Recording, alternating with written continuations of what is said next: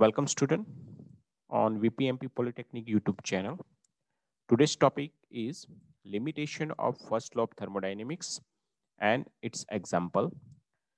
This topic is covered in unit first law of thermodynamics in thermodynamics subject.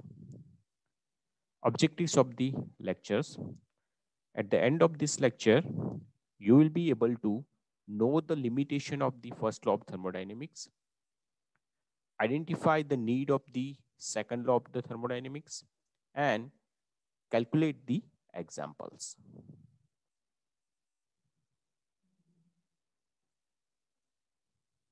What is the limitation of the first law of thermodynamics? So statement pehla શું હતો first law of thermodynamics? First law of the thermodynamics means energy can be neither be created nor be destroyed but only converted from one form to the another form.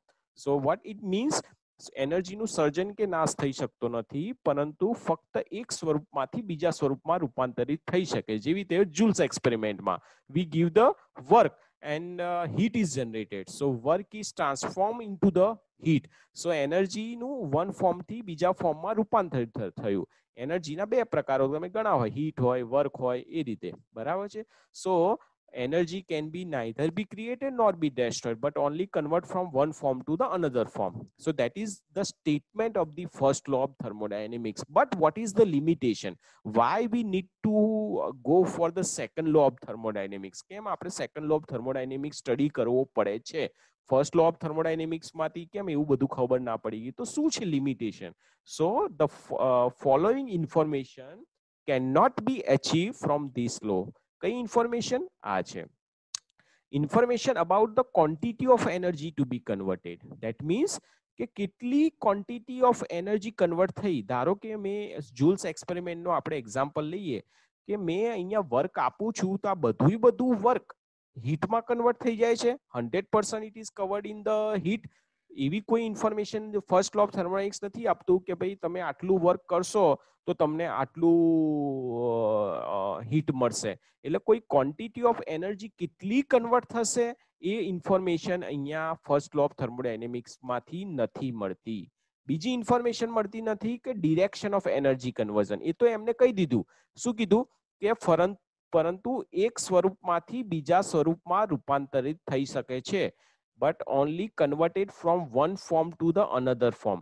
પણ direction of energy, ધારો કે હું એનું reverse કરું, joules એક્સપેરિમેન્ટનું reverse કરીએ કે મેં joules એક્સપેરિમેન્ટમાં જુલે શું કર્યું? વર્ક આપ્યું અને હીટ પ્રોડ્યુસ કરી. હવે એનાથી ઊંધું થઈ શકે કે હીટ આપી અને વર્ક પ્રોડ્યુસ થાય? બરાબર. એવી કોઈ ડિરેક્શન ઓફ એનર્જી નું મેન્શન કરેલું નથી ફર્સ્ટ લો ઓફ થર્મોડાયનેમિક્સમાં. That is the limitation. Information about the direction of energy conservation is not given in the first law of thermodynamics. Another limitation is that information about the possibility of the energy conservation. Possibility means what? કે કઈ condition માં, ધારો કે હું condition હોય કે હું એક એક્ઝામ્પલ આપીએ તો તમને વધારે આઈડિયા આવશે કે આ એક એક્ઝામ્પલ લઈએ આપણે.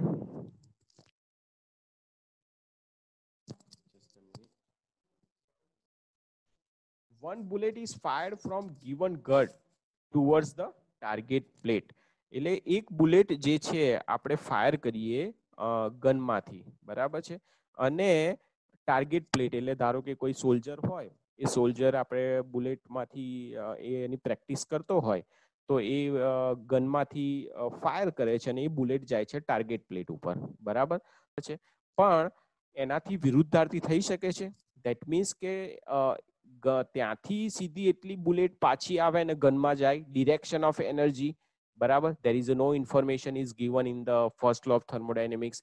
પ્લસ બીજી ઇન્ફોર્મેશન નથી મળતી કેટલું ટેમ્પરેચર. ધારો કે ટાર્ગેટ પ્લેટ ઉપર બુલેટ જે છે, ટાર્ગેટ પ્લેટ ઉપર બુલેટ જ્યારે તેના ઉપર જશે જેથી ટાર્ગેટ પ્લેટ ગરમ થવાની છે અને ટાર્ગેટ પ્લેટનું ટેમ્પરેચર કેટલું ગરમ થશે એ આપણને કોઈ આઈડિયા નથી જો first law of thermodynamics apply કરીએ. That means quantity of energy, બરાબર, કેટલી ક્વોન્ટિટી ઓફ એનર્જી કન્વર્ટ થઈ. ચલો તમે એકદમ ફાયર કર્યું છે, બુલેટ ગનમાંથી નીકળી ટાર્ગેટ પ્લેટ ઉપર ગઈ તો એક એનર્જીનું હીટ એનર્જીમાં કન્વર્ટ થાય છે, પણ એ હીટ એનર્જી જે ટેમ્પરેચર વધ્યું ટાર્ગેટ પ્લેટનું એ કેટલું વધ્યું?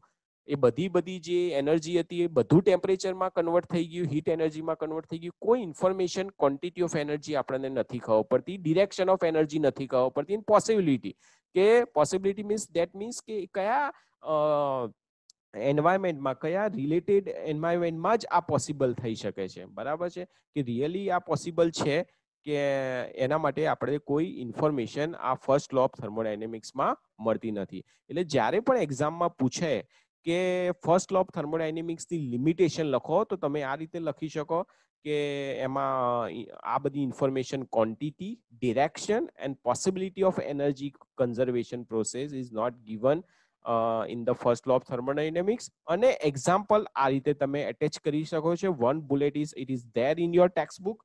One bullet is fired from given gun towards the target plate.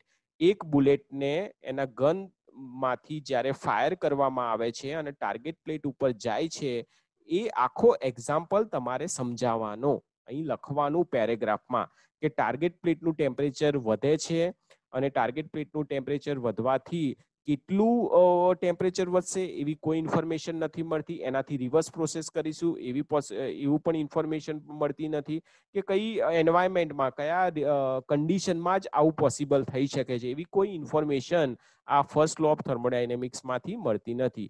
That is the reason why we required to study the second law of thermodynamics.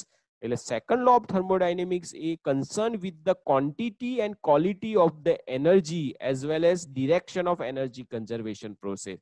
કેટલી ક્વોન્ટિટીમાં અને કેટલું ક્વોલિટીમાં આ કન્ઝર્વેશન થશે એના માટે આપણે ભણીએ છીએ second law of thermodynamics. So second law thermodynamics કેમ ભણવું પડે છે? પહેલા ઝીરોથ લો ઓફ થર્મોડાયનેમિક્સ ભણ્યા, એ પેલું A is equal to B અને B is equal to C અને A is equal to C, એટલે એક ટેમ્પરેચર 3 સિસ્ટમ હતી. બરાબર છે. અને આપણે ઝીરોથ લો સમજ્યા, પછી ફર્સ્ટ લો સમજ્યા. તો કેમ સેકન્ડ લો થર્મોડાયનેમિક્સ સ્ટડી કરવો પડે છે, મેં એનું આ રીઝન તમને અહીંયા સમજાવ્યું. એટલે ખબર પડે કે સેકન્ડ લો ઓફ થર્મોડાયનેમિક્સ શું કરવા માટે આપણે ભણીએ છીએ. ઓકે, નાવ આપણે થોડા એક્ઝામ્પલ લઈએ. યુનિટ નંબર 1 નું એક એક્ઝામ્પલ લઈએ કે સિમ્પલ છે કે one system expand at a constant pressure of 9 bar. See, one system, કોઈ એક સિસ્ટમ છે એ એક્સપાન્ડ થાય છે. એક્સપાન્ડ થવું એટલે કોમ્પ્રેશનનું વિરુદ્ધાર્થી, એને કહેવાય એક્સપાન્શન પ્રોસેસ. પિસ્ટન ઉપર જાય એટલે કોમ્પ્રેશન થાય, પિસ્ટન નીચે આવે એટલે એક્સપાન્શન થાય. એક્સપાન્ડ એટ અ કોન્સ્ટન્ટ પ્રેશરે થાય છે. કયા કોન્સ્ટન્ટ પ્રેશરે? 9 બારે. બરાબર છે. From initial volume of a 1 meter cube to final volume of 3.5 meter cube. જ્યારે એક્સપાન્શન થાય ત્યારે મેં કીધું વોલ્યુમમાં, જ્યારે પિસ્ટન નીચે જાય છે, એમ એક સિમ્પલ પિસ્ટન સિલિન્ડરની એરેન્જમેન્ટની વાત કરીએ. જ્યારે એક્સપાન્શન થાય ત્યારે વોલ્યુમમાં વધારો થાય. એટલે જો અહીંથી ખબર પડે છે 1 મીટર ક્યુબનું કેટલું મીટર ક્યુબ થઈ જાય છે? 3.5 મીટર ક્યુબ. જ્યારે કોમ્પ્રેશન કરો ત્યારે એનાથી વિરુદ્ધાર્થી હોય. કોમ્પ્રેશનમાં વોલ્યુમમાં ઘટાડો થાય અને એક્સપાન્શનમાં વોલ્યુમમાં વધારો થાય. બરાબર. સો એમ કહેવા માંગે છે કે calculate boundary work during this process. કેટલું બાઉન્ડ્રી વર્ક થાય છે એ લોકો પૂછે છે. તો પહેલા જ્યારે પણ કોઈ દિવસ એક્ઝામ્પલ આવે, કોઈ બી લાઈફમાં જ્યારે પણ તમે ડી કરો કે ડિપ્લોમા સુધીનું જે પણ હોય, ગભરાવાનું નહીં. પહેલી વસ્તુ એ, એક્ઝામ્પલ આવ્યો છે તો એક્ઝામ્પલનું સ્ટેટમેન્ટ શાંતિથી 2 વખત વાંચવાનું. વાંચીને, હા, મને એવું, ઘણા છોકરાઓ વીક હોય તો કે મને નથી ફાવતા એક્ઝામ્પલ, ઘણા છોકરાઓ કે મારો કોઈ દિવસ મારો આન્સર આવતો જ નથી મને, તો ગભરાવાની જરૂર નથી. મારું મેથડ એ છે કે તમારે એને એટેન્ડ કરવાનું. બરાબર. અને જે હોશિયાર વિદ્યાર્થીઓ છે ને એની મેથડ હોય, જેવું પણ એક્ઝામ્પલ આવે તો પહેલા ડેટા લખવાનો. જો આમાંથી શું ડેટા મળે છે? જો સિમ્પલ છે, કોન્સ્ટન્ટ પ્રેશર કેટલું આપ્યું છે? 9 બાર. જે ડેટા છે 2 વખત વાંચવાનો, ના ખબર પડે તો. એટલે કે પી, પ્રેશર એટલે પી મળી ગયું. પી બરાબર કેટલા છે? 9 બાર. ઇનિશિયલ વોલ્યુમ અને ફાઇનલ વોલ્યુમ આપ્યું છે, એટલે V1 આપી કહેવાય અને V2 આપ્યું કહેવાય. એટલે કેવી રીતે ડેટા લખવાનો? આ રીતે. ડેટા કોન્સ્ટન્ટ પ્રેશર P બરાબર 9 bar, initial volume V1 1 metre cube, અહીંયા 1 મીટર કરી ઇનિશિયલ વોલ્યુમ એટલે V1 આપીશું. ફાઇનલ વોલ્યુમ વધે છે V2 3.5 મીટર ક્યુબ. બરાબર. એટલે V1 બરાબર 1 મીટર ક્યુબ લખવાનું. ફાઇનલ વોલ્યુમ V2 બરાબર 3.5 મીટર ક્યુબ લખવાનું. બરાબર છે.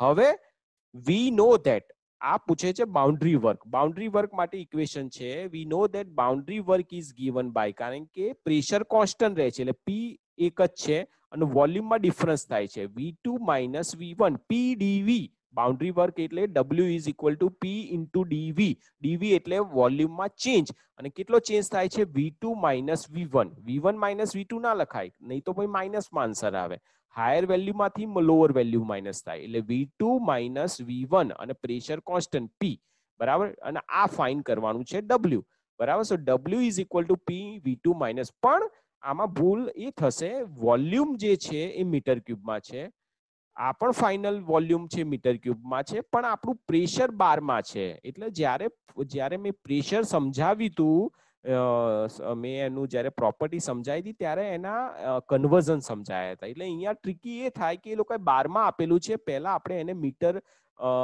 જે છે ઇન્ટુ 10⁵ ન્યૂટન પર મીટર સ્ક્વેરમાં કન્વર્ટ કરો એટલે જે 9 છે એને ઇન્ટુ 10⁵ લખવા પડશે કારણ કે 12 ને મીટરમાં ન્યૂટન પર મીટર સ્ક્વેરમાં આપણે કન્વર્ટ કર્યા બરાબર છે એટલે 9 ઇન્ટુ 10⁵ અથવા તો શું કરી શકાય અહીંયા જ તમે બાજુમાં લખી દેવાનું P is equal to 9 into 10⁵ બરાબર છે ન્યૂટન પર મીટર સ્ક્વેર એ રીતે લખો તો પણ ચાલે અને છેલ્લે સીધું અહીંયા ડાયરેક્ટ લખવું હોય તો પણ ચાલે એટલે 9 ઇન્ટુ 10⁵ અને કેટલું હતું વોલ્યુમ V2 3.5 એટલે અહીંયા 3.5 લખ્યા initial volume V1 1 metre cube એટલે 1 લખ્યા આ બેનું ગુણાકાર કરો એટલે તમને આન્સર મળે કેલ્સી દ્વારા કેલ્ક્યુલેટર દ્વારા 22.5 ઇન્ટુ 10⁵ ન્યૂટન ઇન્ટુ મીટર બરાબર છે હવે ક્વેશ્ચન એ આવે કે આજ હવે જો સિમ્પલ છે ન્યૂટન પર